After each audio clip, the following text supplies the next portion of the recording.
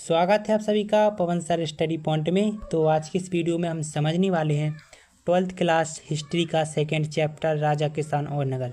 इस चैप्टर में हम समझने वाले हैं 600 ईसा पूर्व से 16 महाजनपद का उदय कि 600 ईसा पूर्व के दौरान 16 महाजनपद का उदय कैसे हुआ। तो उस समय का जो कि मगध जो कि एक महान जनपद था, जो कि सबसे शक्तिशाली महाजनपद था। इसके बाद क्या है, मगध एक शक्तिशाली महाजन क्यों था। तो मगध एक शक्तिशाली महाजनपद क्यों था, क्योंकि इसके पीछे के कई सारे कारण हैं। पहला कारण उपजाऊ भूमि। तो मगध की जो कि उपजाऊ भूमि अधिक थी, क्योंकि जिस भी क्षेत्र की या जगह की उपजाऊ अधिक होती है तो वहाँ के देश की या वहाँ के गांव की उन्नति होती है। तो मगध की उपजाऊ भूमि काफ़ी उपजाऊ थी, जिसके कारण वहाँ भी जो भी फसलें बोई जाती होंगी उन सब का लेन देन हिसाब और अत्यधिक पूंजी आती होगी मगध में, जिसके कारण वहाँ का जो मगध था काफ़ी शक्तिशाली था। दूसरा कारण है लोहे की खदानों की उपलब्धता। अब लोहे की खदानों की उपलब्धता, मगध में जैसे कोई हथियारों की कमी पड़े तो वहाँ पर लोहे की खदानें उपलब्ध थी, जिसके कारण नए नए हथियार बनाए जा सकते थे और युद्ध के दौरान वहाँ पर प्रयोग में लाए जाते थे। तो यह जो कि इसका दूसरा कारण हो गया। तो तीसरा कारण क्या था कि हाथियों की उपलब्धता। तो हाथियों की उपलब्धता जो कि मगध में काफ़ी थी, क्योंकि उस समय जिन सेनाओं के पास सबसे ज़्यादा हाथी हुआ करती थी तो उस सेना को महत्व दिया जाता था, क्योंकि लड़ाई के दौरान युद्ध के दौरान हाथी जिसके पास सबसे अधिक हो उस सेना को अधिक महत्व दिया जाता था। तो हाथियों की उपलब्धता सबसे ज़्यादा मगध में थी, इसलिए मगध भी एक शक्तिशाली महाजनपद था। अगला जो कि हमारा कारण है आवागमन के साधन, आवागमन की व्यवस्था। तो मगध में जो कि आवागमन की आने जाने की जो व्यवस्था अच्छी तरीके से थी, नाव के माध्यम से, जहाज़ों के माध्यम से, नाव के माध्यम से, तो एक जगह से दूसरी जगह जाया करती थी और कई सारी व्यवस्था थी आवागमन के लिए, आने जाने के लिए। तो मगध इस कारण से भी काफ़ी उन्नति कर रहा था। पांचवा कारण है शक्तिशाली शासक।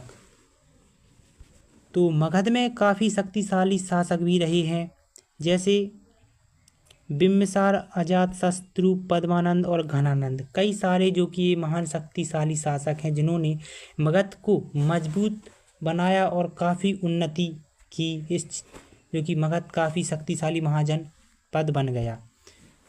अगला कारण है हमारा किलेबंद राजधानी। अब किलेबंद राजधानी, तो मगध जो कि चारों तरफ से किलेबंद राजधानियों से घिरा हुआ था, जिसके कारण उस पर कोई आक्रमण नहीं कर सकता, जिसके कारण जो कि मगध था ना काफ़ी शक्तिशाली महाजनपद बन गया था। अब मगध की आरंभिक राजधानी जो कि राजगीर थी, लेकिन 4वीं शताब्दी ईसा पूर्व में पाटलिपुत्र को राजधानी बनाया गया था। तो मगध की जो आरंभिक राजधानी जो कि राजगीर हुआ करती थी, लेकिन 4वीं शताब्दी ईसा पूर्व में पाटलिपुत्र को राजधानी बना गया था। ठीक है। तो अगला जो हमारा टॉपिक है मौर्य साम्राज्य। मौर्य साम्राज्य की बात की जाए तो मौर्य साम्राज्य की स्थापना 321 ईसा पूर्व में चंद्रगुप्त मौर्य ने की थी। तो मौर्य साम्राज्य की जो स्थापना की थी ना, चंद्रगुप्त मौर्य ने 321 ईसा पूर्व में की थी और कौटिल्य की सहायता से, चाणक्य की सहायता से मौर्य साम्राज्य की स्थापना की थी। अब क्या हुआ था कि चाणक्य की सहायता से इन्होंने मौर्य साम्राज्य की स्थापना की, और चाणक्य को कई नामों से भी जाना जाता है, जैसे चाणक्य, कौटिल्य और विष्णुगुप्त। तो चाणक्य जो कि चंद्रगुप्त मौर्य के गुरु थे। तो चंद्रगुप्त मौर्य ने मौर्य साम्राज्य की स्थापना की। इसको एक कहानी के माध्यम से समझिएगा, मैं शॉर्ट करके बताता हूँ। जैसे मगध के पहले घनानंद का शासक हुआ करता था, मगध पर पहले घनानंद का शासक हुआ करता था, और घनानंद का शासक हुआ करता था जो कि नंद वंश का था। तो चंद्रगुप्त मौर्य ने और उनके गुरु चाणक्य, तो चाणक्य की जो मगध के जो शासक थे घनानंद, उनको उनके पास गए थे और उनसे कुछ मदद मांगी थी कि भारत पर अलग जो कि हमला होने वाला है, तो आप इस तरीके से अपने भारत को बचाइएगा। लेकिन घनानंद ने उनकी बात नहीं मानी और उनको उनके कंधे पर लात मारकर वहाँ से भगा दिया। तो चाणक्य ने कसम खा ली थी कि मैं भी तुम्हारे इस साम्राज्य को विनाश कर दूंगा, तुम्हारे साम्राज्य का खात्मा कर दूंगा, विनाश कर दूंगा, नष्ट कर दूंगा। तो चाणक्य ने एक लड़के को तैयार किया और चंद्रगुप्त मौर्य नाम था, जिसका काफ़ी परिश्रम किया, अस्त्र शस्त्र की विद्या दी, हर चीज़ से उसे भरपूर पुरोहित किया और एक योद्धा बनाया।